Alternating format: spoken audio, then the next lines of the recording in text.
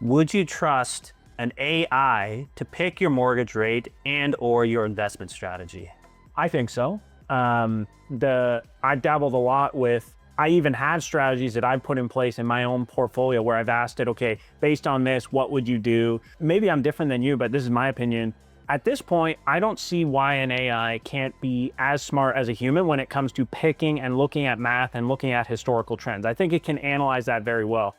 Where it gets kind of weird is some nuances in tax codes or some nuances in inheritance and things like that, where I do need a human. So maybe my answer is a lot of it I would let AI do, but then I'd bring it to a human. So sort of. No, I mean, I think that's pretty much the same as me. I think that's honestly a lot of people our age and younger, they will go to a ChatGPT or something like that and say, hey, I want to buy a house, or I think I'm about to renew. What should I do?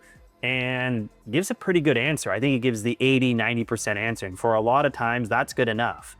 And so I think for you as a broker or an advisor, and so thinking about what's that 10–20% that the ChatGPT isn't going to give, right? So that when the person who's using ChatGPT is missing that piece, you're able to fill that void, right? And often it is about trust, often it is about specific situations. Maybe it's specific knowledge about the tax code, like you said, or lender policies. So these, very small nuances become very important, and you're starting to compete against an AI in the mortgage and, I guess, investment space as well.